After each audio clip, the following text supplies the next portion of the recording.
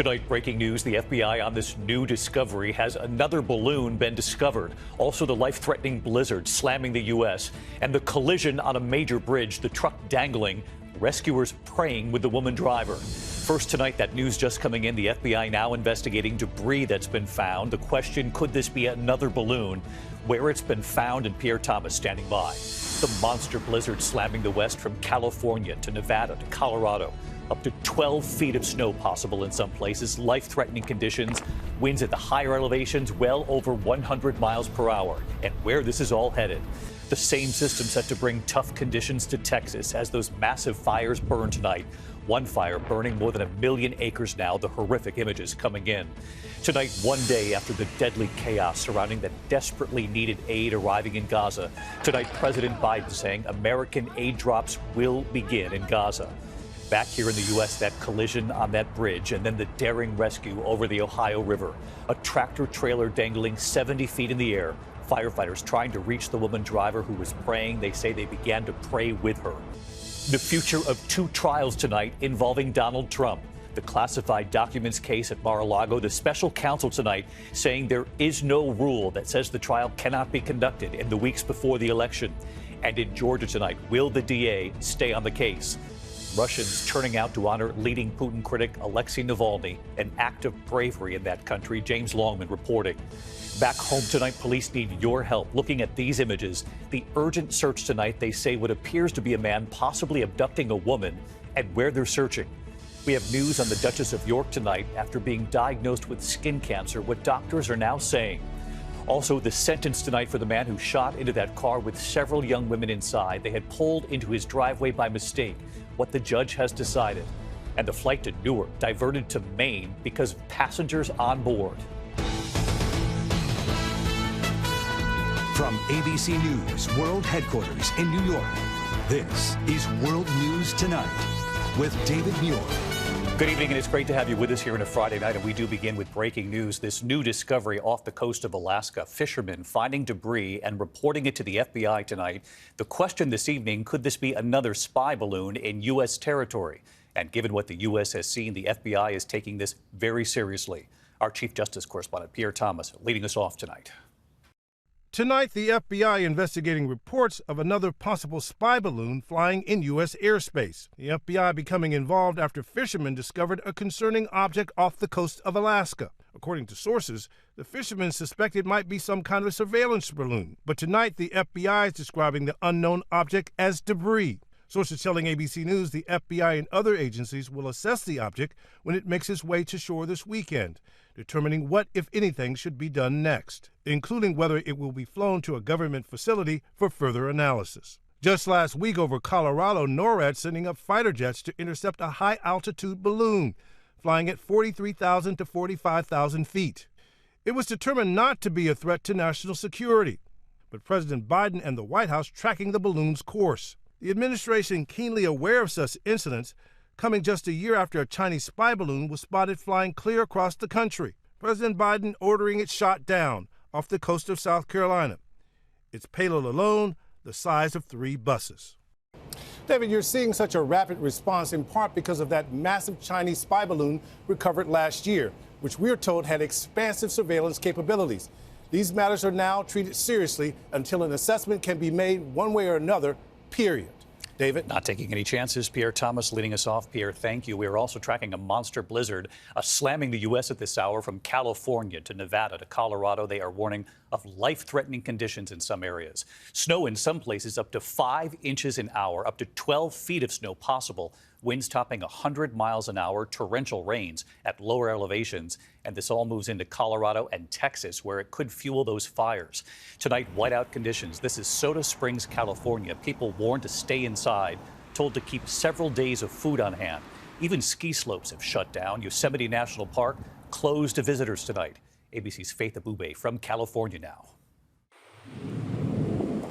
Tonight, rare blizzard warnings for the Sierra Nevada mountains as the biggest storm of the winter slams California with up to 12 feet of snow, life-threatening conditions, and impossible travel in the mountains. Some of our highest peaks have seen winds in excess of 140 miles per hour. So this storm is just a monster. Officials in Truckee warning. We get a lot of snow.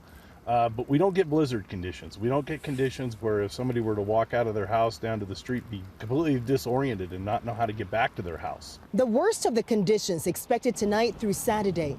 Nightmarish travel already along Interstate 80 in Soda Springs. The Highway Patrol posting this video showing vehicles stuck in the whiteout over Donner Summit. The avalanche danger increasing with snowfall rates of up to 5 inches an hour. The high winds relentless. This is what officials are worried about. You can see the tree down on this house. Fortunately, though, no one was injured in this incident. Multiple ski resorts forced to close. The National Park Service even shutting down Yosemite to visitors. And David, conditions here are deteriorating so fast that highway officials are stopping every single vehicle except for four-wheel drives to make sure they have chains and traction devices installed on their tires. They're also warning families up and down the mountain areas to anticipate being stuck for several days. And this storm system is expected to track over Colorado and Texas, where it could make those wildfires even worse. David. Just stunning pictures there, Faith. Tonight could be the biggest storm of the season for the West. Faith, thank you. And as Faith mentioned, authorities are watching the system because it's expected to also fuel critical fire conditions again in Texas. Firefighters racing to contain the largest wildfire in state history. Before those conditions arrive, the Smokehouse Creek fire, now burning more than 1 million acres. Up to 15% contained tonight, but those strong winds and higher temperatures Faith spoke of are on the way. A recipe for much more. Much of Canadian Texas already tonight, a charred landscape. Look at the pictures. And this evening we have learned a second person has now died in these fires. Tonight we turn overseas into Gaza. President Biden announcing the U.S. will begin airdropping food and supplies in Gaza. It comes one day after that horrific scene, a deadly stampede and Israeli gunfire, just as aid trucks were arriving. ABC's Soufi Burridge from the region tonight. Just 24 hours after the Israeli military opened fire amid a deadly crush of people desperate for food aid in Gaza, President Biden tonight announcing the US will begin airdropping supplies into the Gaza Strip. People are so desperate that innocent people got caught in a terrible war, unable to feed their families, and you saw the response when they tried to get aid in. With 500,000 Gazans on the brink of famine, the UN saying at least 10 children have starved to death. Jordan and other countries already airdropping aid. The president acknowledging not enough is getting in. Innocent lives are on the line and children's lives are on the line. Tonight, condemnation and calls for an investigation into what was supposed to be a humanitarian mission in northern Gaza, where more than 100 Palestinians were killed and hundreds more injured, according to the Hamas-run health ministry. This is the moment gunfire erupted. Israel saying its troops fired warning shots and only opened fire on people when they got too close to one of their tanks, adding dozens of people were crushed to death in the chaos. But survivors and witnesses disputing that. Abdullah Juha recounting the horror, saying they attacked us, they shot at us. We don't have any food. And David, a US official telling ABC News the humanitarian aid drops could start as soon as tomorrow, depending on weather conditions. President Biden saying the administration is also looking into ways to deliver aid by sea. David. Soufi Burridge in Tel Aviv. Tom, thank you. Back here in the U.S. tonight, there is news this evening involving the future of 2 trials involving Donald Trump. In the classified documents case at Mar-a-Lago, the special counsel Jack Smith arguing tonight that there is no rule that says the trial cannot be conducted in the weeks before the election. And in Georgia tonight, will the DA stay on the case? ABC's Aaron Katersky reporting. To the cheers of his supporters, Donald Trump arrived at a Florida court hoping to convince a judge to push the federal trial over his alleged mishandling of classified documents past the November election. For the first time in nearly 2 months, Trump coming face-to-face with special counsel Jack Smith, the 2 adversaries appearing to lock eyes several times. Trump's attorney argued holding a trial before the election is a mistake and should not happen. He asked Judge Aileen Cannon, who Trump appointed, to push the case until late November so the former president isn't stuck in a courtroom when he could be campaigning. Prosecutors responding this case can be tried this summer, accusing Trump of trying to wring out of the court needless hearings meant to delay. And they argued holding the trial before the vote would not violate the Justice Department's policy against bringing politically charged cases within 60 days of an election. They say that policy only applies to bringing an indictment. But in this case, a lengthy investigation is long complete and the charges laid out. so a trial can go forward. Prosecutors telling the judge, we are in full compliance with the Justice Department manual. Judge Kennan did not issue a ruling today. In a Georgia courtroom, Fulton County District Attorney Fonnie Willis, who was prosecuting the former president for election interference, sitting silently. Trump's lawyer arguing she should be disqualified because of her romance with one of her prosecutors, Nathan Wade. Now, do you have to find that Wade and Willis lied? No. What you need to be able to find is that there is a concern, a legitimate concern based on the evidence in this case about their truthfulness. The district attorney's office arguing Willis's relationship with Wade did not infringe on Trump or his 18 co-defendants' rights to a fair trial. Not a single shred of evidence was produced through any of the exhibits or the witness testimony showing how their constitutional rights, their due process rights were at all affected. The judge in Atlanta said he would rule within the next 2 weeks. And here in Florida, David, the judge gave no indication when she would set a new trial date for Donald Trump. And again, the prosecutor saying there's no reason to wait until after the election because their investigation is complete and holding a trial would not violate Justice Department policy. David? Aaron, thank you. We're going to turn now to the collision on a major bridge and then the heart-stopping rescue. A truck driver dangling off the Clark Memorial Bridge in Louisville, Kentucky. Take a look at this. The truck hanging some 70 feet above the Ohio River right there. How they got to that driver. She was praying and they prayed with her. Here's Erielle Reshef. Tonight, those heart-pounding moments over the Ohio River. We're bringing you some breaking news right now. This is a picture of a truck hanging over the side of the Clark Memorial Bridge. It was just after noon when the Cisco 18-wheel tractor trailer and two other vehicles crashed on Louisville's Clark Memorial Bridge, sending the truck and the female driver inside dangling over the edge some 70 feet above the water. Louisville Fire's highly trained rescue team racing to the scene. Firefighter Bryce Carden lowered down to the cab of the truck, recalling the moment the driver first saw him through the truck's open window. Thank God. That's what she kept saying, thank God. And I told her, I said, just take a deep breath. Firefighter Carden hooking her into his harness. The two of them slowly hoisted back up onto the bridge. She was praying a lot, so, and I prayed with her. A delicate operation that took some 40 minutes to complete. All the credit goes to these folks right here. This was some really professional, well-practiced, well-trained stuff. David, officials are now inspecting the damage to that bridge, which will remain closed through tonight. Authorities say that driver, who is a military veteran, is okay. David? We're glad she's okay, and those incredible first responders. Thank you. Now to Russia tonight and to the emotional scene in Moscow. Thousands of Russians turning out, even amid a heavy police presence there, to pay their respects to Putin critic Alexei Navalny. Here's James Longman. Tonight, they turned out by the thousands. Russians braving Putin's security state to mourn opposition icon Alexei Navalny. You weren't afraid. We are not afraid either, they chanted as Navalny's coffin arrived at this suburban Moscow church. Others in the crowd shouting Putin is a killer, blaming the Russian leader for Navalny's death in an Arctic prison 2 weeks ago. The line around the block well over a mile long. And inside the church, Navalny's open casket allowing mourners to say goodbye to the man whose ideals they hope they can keep alive. His parents looking on at their son, his body covered in roses. Later at the cemetery, his mother giving him a final kiss goodbye. The 47-year-old was buried to Frank Sinatra's song My Way. And music from his favorite movie, Terminator 2, a last joke said to be typical of his humor. It was largely a peaceful day. At least 90 arrests reported so far at commemorations across the country. But Putin's eyes are everywhere in Russia, and recriminations may yet come. And tonight, in an emotional tribute, his wife Yulia posting, "Thank you for 26 years of absolute happiness. I will try to make you proud." They only closed the cemetery a few hours ago, David, but huge crowds remained outside chanting Navalny's name. They call him Russia's hero. David? Extraordinary images and an act of bravery there today in Russia. James, thank you. Back here at home tonight, the urgent search for the two people Phoenix authorities have seen in this video. They're alarmed by this surveillance. Take a look, a possible abduction near Phoenix.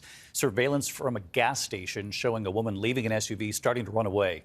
The driver then shown dragging her back and driving away. Here's Kana Whitworth tonight.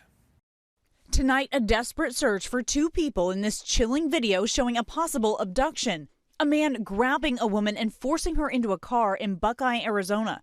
Police need the public's help. Help provide us with information so we can identify them and help and see if that woman is okay. You can see a car pull up to the gas pump. A woman gets out and starts running toward the store. The driver then drags her back and pushes her inside. The man then jumps into the car and speeds off. It is scary, not knowing necessarily what their situation is. The surveillance video released nearly a week after it happened last Friday night at a Circle K gas station just off I-10 west of Phoenix. We don't know if these individuals were local. We don't know if they were just passing through Arizona on I-10. Police can't make out the license plate, but think it's a gray 2021-23 Nissan Rogue. Somebody who interacted with this vehicle maybe noticed something unique about it, characteristics that we can't see in that Circle K video, but maybe can help us kind of narrow down. And David, police say they don't know if this was a domestic argument, but add their primary goal is to find this woman and make sure she's okay. They're hoping that people in the area with security cameras can help out. David. All right, Kana Whitworth reporting tonight. Kana, thank you. When we come back here, you'll remember the case, the man who shot into that car with several young women, killing one of them. They had pulled into his driveway by mistake. The sentence now in tonight, what the judge has decided. And the flight to Newark diverted to Maine because of the passengers. In a moment. Tonight, an upstate New York man who fatally shot a young woman riding in a car that turned into his driveway by mistake has now been sentenced to 25 years to life in prison for her murder. Kevin Monahan shot into the car last spring. 20-year-old Kaylin Gillis was killed. Police say Gillis and her friends were looking for a friend's house. A United flight from London to Newark was diverted today to Bangor, Maine. The airline saying a passenger was removed for unruly and disruptive behavior with another passenger and arrested. Federal and local officials conducting an investigation. The plane has landed safely in Newark tonight. When we come back here, CVS and Walgreens and their announcement today involving carrying mifepristone, the abortion pill, and news coming in tonight on Fergie's health. To the index of other news, and Walgreens and CVS tonight saying they will soon begin dispensing the abortion pill mifepristone in states where it's legal. The abortion pill is the most common form of abortion in the U.S. The move comes as rules from the FDA for dispensing mifepristone are being challenged before the Supreme Court. Some welcome news tonight for the Duchess of York. Doctors telling Sarah Ferguson her skin cancer has not spread and that her prognosis is good, according to the Daily Mail tonight. Fergie was diagnosed, as you know, with melanoma after a routine check in January. Doctors tonight still advising regular screenings for her going forward. When we come back, the incredible gift a grandmother just gave her grown granddaughter. This is extraordinary. Finally tonight here, a grandmother's gift to her granddaughter. America Strong. Tonight in Pittsfield, Massachusetts, the incredible gift, the treasure a grandmother has just given to her granddaughter. I love you, Grandma. For years now, that grandmother, Joan Johnson, has been secretly saving the voice messages her granddaughter, Paley, had been leaving her. By the way, Grandma. Paley overwhelmed and overjoyed when her grandmother shared the voicemails she had saved all these years. 18 old messages. This is Paley in preschool. It's me, Grandma. Hey, Paley. And I just got a new scooter, and it's pretty. I love it. So, if you get this message, call me back, okay? This is Paley at 6. Grandma, I thought maybe you could come over and watch G-Force with me. You can come over if you want, okay? At 7. I'm not sure if you are home. If you get this message, tell my mom that I love her, okay? Bye. There are 14 years of messages. This is Paley when she was 13. Hi, Grandma. It's me, Paley. I just wanted to say goodnight. I love you and I miss you. Paley sharing her milestones with her grandmother. Her first job. Well, you know, I got the job. I got the job on the spot. Yeah, I just had an interview at Subway and I just got the job. So I'm just really happy. And right here tonight. Hi, David. Paley and her grandmother, Joan. It's the little things in life that we can stitch together to make our life so cherished. The memories we overlook the most tend to be the memories that we appreciate later on in life. Tonight here, Grandma Joan is already preparing for a message she hopes to get from Paley, and soon. That I end up getting my degree in school. I think that would be the best message to leave her. I can't wait for it. Grandma Joan, that's a gift. Don't you wish we all had those voicemails? I'll see you Monday. Good night. Thank you for making World News Tonight with David Muir, America's most watched newscast.